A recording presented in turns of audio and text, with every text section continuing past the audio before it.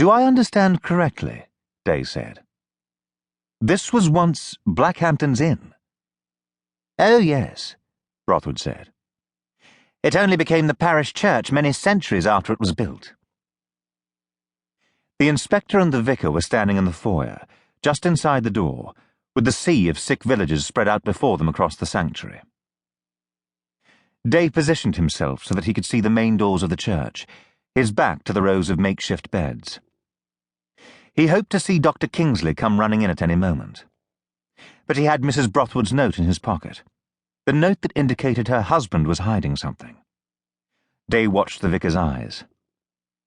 "So the inn where I'm staying," Day said, "is relatively new, yes. Built well within the past century," Brothwood said. "Why would one turn an inn into a church?" "Why, I suppose it had something to do with the beauty of the architecture and, of course, the size of the place. One needs a decent-sized building to house a place of worship." "Even in a village as small as this?" "Most particularly in a village this size. Everyone here comes to church on a Sunday, and the place must accommodate them all. We don't have the luxury of multiple houses of worship." "Where did guests sleep? When this was an inn, I mean." "Oh, all of this was quite different as I understand it. Of course, I wasn't here at the time." "Of course." "The rooms down here were all torn out, and the altar was brought in. The pews were built locally, I believe, a carpenter who lived here at the time." "That must have been a lot of work for a local carpenter." "Yes, it must have been." "And so you live in the back of this place, rather than in a proper vicarage?" "It's somewhat unusual, but not unheard of. Wouldn't the architecture of an inn, particularly an inn built many centuries ago, have features that a proper parish church would not?" "I'm sure I don't know what you mean." Day smiled. "Of course, merely thinking out loud, Mr. Brothwood. Do you mind if I look around the place?" "Please do. I have sick people I should tend to." "I won't keep you." Brothwood hurried away. He stopped halfway down the aisle and looked back, and turned and moved off down a row of bedrolls spread out on the hardwood floor. Day glanced around the foyer and took a last longing look at the front doors before stepping down into the sanctuary. He frowned at the 3 steps that separated the room from the foyer door and kicked at them.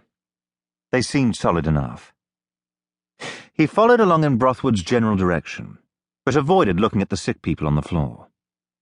He kept his back to them, and his eyes on the floorboards and the timbers in the ceiling.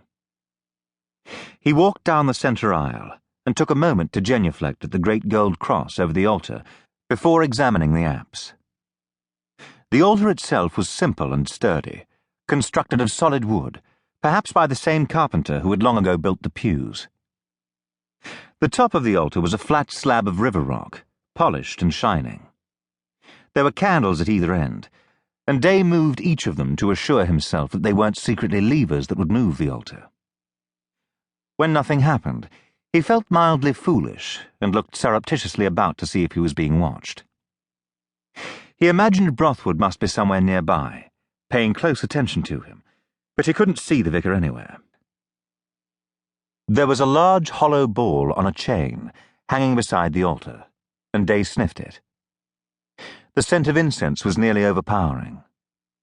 Here in the apse, the incense masked the odours of vomit and excrement. Perhaps Brothwood stole odd moments for himself up here, away from the stink of illness. There was an unlatched door on the wall near the south side of the pulpit, and Day used the toe of his boot to push it open, keeping his head back. Nobody came barreling through, and so he moved cautiously into a small room that was dimly lit by candles in the 4 corners. The walls were bare plaster, broken by evenly spaced wide timbers, stained dark. There was a bed against the far side of the room, and a compact wardrobe next to it. A fireplace was built into the adjacent wall near the foot of the bed, its embers long since burnt out, the chimney cold. Opposite the fireplace was Mrs. Broth.